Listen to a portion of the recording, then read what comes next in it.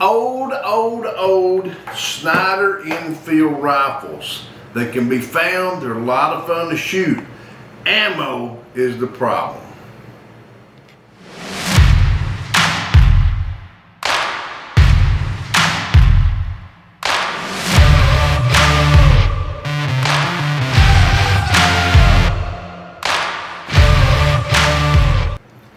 Welcome to the Hideout, and today we're going to try something new, but first please click subscribe, click the ringy dingy, click like when you like it, make a comment, check us out at sgt1911.com, and now let's get out of business. Okay, a couple months ago a fellow named Patrick reached out and he had picked up an old Snider Enfield rifle like this one, or similar to this one.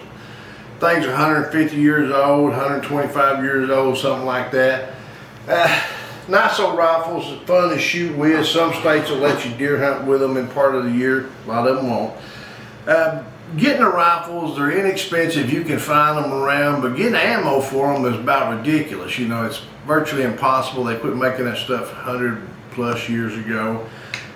But there's ways we can shoot them. Now, I'm going to reach out to Patrick here and try to help him the best I can and do it in a YouTube friendly way. So we're going to have to use our imagination just a little bit and do this together. But you guys know how you reload like 30-06, 45 ACP 270, other things. You get your die set and you put them in a press and you resize the brass, and then you put your powder and your primer in, and then you punch a new bullet in there. We're going to do about the same thing. Here's our problem. Where do we get brass for that? Well, we're going to have to make some. So another thing that's a problem is the die set. The die sets for these things are not your typical size. They're absolutely huge die set. This is elite. I'm going to think they're probably pretty expensive. I've had this one for several years. It's probably pretty expensive, hard to find because a lot of people just don't go through the effort of reloading these old guns. This is the 5.77 Snider for the 5.77 Snider Enfield rifle. All right, what we got to do, and I'm going to try to go through this the best way I can. What we have to do is get the brass first, the most difficult part. Our brass is not available, so we have to make our brass, and we're fortunate enough that a 24 gauge brass shotgun shell, and yeah, you can buy them online, 24 gauge brass shotgun shell will work. We just got to make it work. And what we have to do first is cut the length down to 2 inches. This is a 2.5 inch. We got to cut a full 1/2 inch off of it. We want a 2 inch round. And what we do that with is just a little tube cutter, but there's a trick to it. You have to stick a set or something wood, like a wood dowel or something on the inside, a dowel pin. And if you don't, what'll happen is you will crush this brass trying to cut it. So you got to get a dowel pin down in there, a wood one, then you can cut it with your cutter, and it will not crack the brass. So then we end up with brass that is the correct length. Still not the right shape, but it's the correct length. Now we got to do a little bit more work with the brass. If we run that brass through our die set, just like you do with a 45 ACPs or 30-06s, 300 Win Max, whatever you're doing.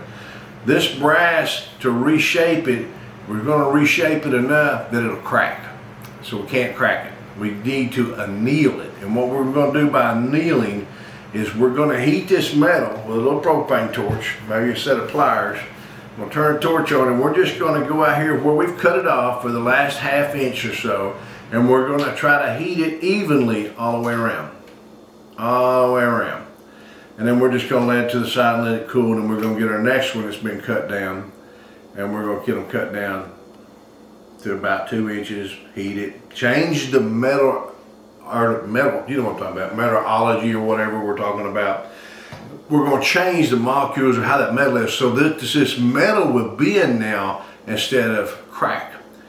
That way when we put it in there, we're good. All right, now we're getting down to the good part. We can put a primer in it, right here, just like you would anything else. Put a primer in it.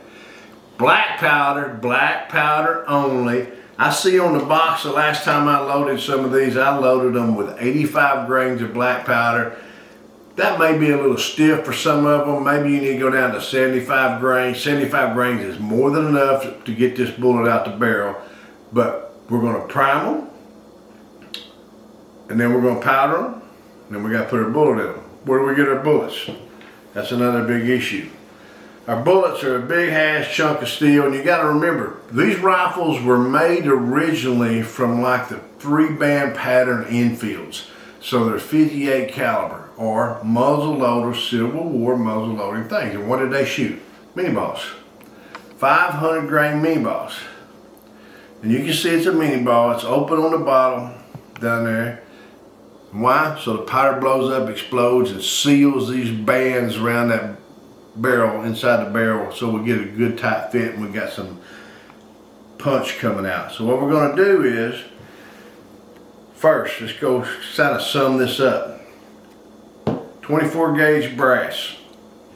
24 gauge brass. Cut it to 2 inches. Anneal it so it doesn't break. Right? And then we're going to put it through a die press and shape it. Then we're going to prime it. Then we're going to put black powder. That's what I'm saying. Black powder on there. And then we're going to take that press and we're going to put our bullet right down in there. You see why it just falls in and out, because the shape of that casing has to be reshaped. So imagine this sitting up on top of a 2-inch. What does it look like? This right here is what it's going to look like when it's done. You can see we've got these walls formed in right here. And we got this big bullet sitting down there. So what we've got is just this right here. We got a 500 grain bullet sitting on top of 85 grains of horsepower in this one. I'm going to suggest 75. And this is what we got with a primer in the bottom. That's it. That's how we make it. And these things will just shoot, and then you can reload them, and you can shoot and you reload them. Now, the one trick is you have to remember that black powder is dirtier than hell, so it's going to be dirty. That's how you make your own 5.77 Snider Enfield. It's time consuming.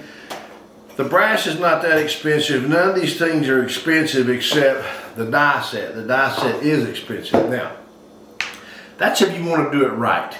There's one more way to do it right that's perfectly acceptable. You can still shoot the weapon all you want to do.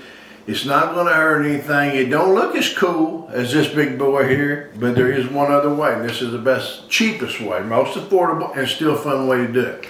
Go buy yourself some 24 gauge shot shell.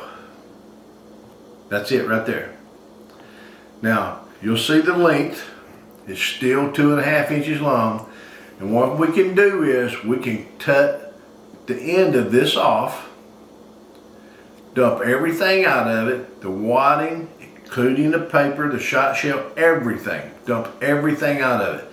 And then we can take and fill it up with 75 grains of black powder. We can put the wadding back in if you want, or a piece of cardboard, or a piece of paper towel, or some oatmeal, or freaking cornmeal, or whatever, till we get it full. And then we can put our big bullet down in the middle of that. And guess what you got? You got the same thing as you got right here. We've just now made it out of plastic and formed it. Now, the one thing you will have problems with is reusing this. You probably will not be able to use this as many times as you will this. But if you can go buy these things, the shot shell, the 24 gauge shot shell, cut them off and put your stuff in there, you're fine. Or you go spend a lot more money and make these, which is kind of a hobby, fun to do, and something you can be proud of, self-accomplishment. Now, one other thing you can do in particular with this, you can shut this off, cut it off, pull everything out, load it with black powder, reload it all with shot shell, and you can put a cardboard or glue or cap or anything else in there and make it a shotgun instead of a Snider rifle, because it's just a bore down there. So there's 2 ways of making a 5.77 Snider. The right way, the expensive way, the most fun way, the accurate way, or you know what, this will get by. Just take your 24 gauge shotgun shell, cut the end off of it, load it with black powder, shoot the shit out of it and have some fun. And that's what we're trying to do with these old things. Breathe some life back into them and have fun. Patrick, buddy, I'm sorry it took so long to get this video out to you. It's probably been 2 months or so. I didn't forget you. You know, it's just I'm doing other things. We have holidays, but I wanted to make sure and show you how to do this. No, I can't do them for you myself, but I hope you can do this yourself. I think anybody can do this. You just take a Saturday afternoon and have some fun. You know, guys, shooting these old guns are a lot of fun. We don't know where this thing has been. This was actually an Egyptian police department model. Hell, there ain't no telling what all went on over there with this thing. But anyway, I hope we learned something today. And Patrick, I hope I helped you, and I hope you get to fire your own Snider. So until we get to shoot again, shoot safe and shoot straight. Hoo!